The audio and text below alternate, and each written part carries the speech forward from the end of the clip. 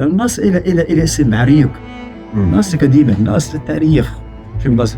الناصر مش بلد جديد صار لها 5 سنين 10 سنين 20 سنة. حافظوا على هالبلد، بلد غالي جدا، غالي أغلى ما أنتم متصورين.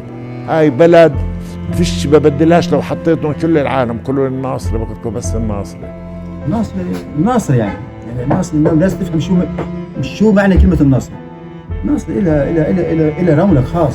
واحنا شايفين انه حتى بالاسبوعين الاخرانيات بلشت تحركات للمجتمع اليهودي يفوت على البلد، وهذا بيحيي الاقتصاد البلد. المصالح التجاريه هاي الفتره اللي مرقت كان وضعها كثير صعب، واحنا علينا وظيفه كمؤسسات في هاي البلد انه نرجع الناصري لوضعها الطبيعي اللي هي لازم تكون فيه، وضعها اللي فيه انا بفتخر فيه كابن الناصري وما بستحي في مدينه الناصري، وهذا بده الكل يشتغل فيه حتى نرجع البلد زي ما كانت بعد هاي الحرب الطويله اللي كانت. بلد المسيح لا يمكن، هو في رساله، ربنا بعته رساله، وهو اخر واحد بتمم الرساله في هالكون كله.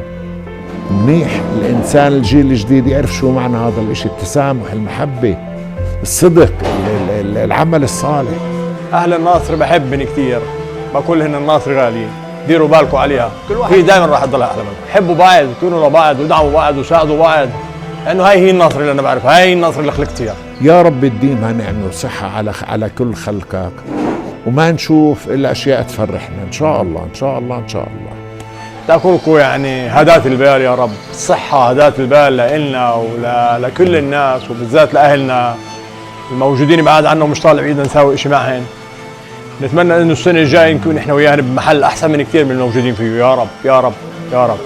الآخر متعلقين أكثر في وقف كل الحرب الموجودة في المنطقة، لأنه إيقافها هو بيرجع الوضع الاقتصادي الطبيعي اللي فيه ممكن يرجعوا يطوروا مصالحهن ويتطوروا مع تطوير مصالحهن.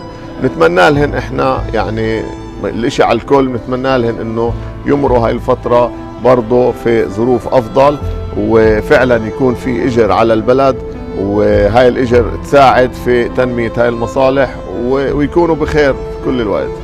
بتأمل إنه السنة الجاي تكون سنة خير، سنة بركة، سنة سلام وقوة.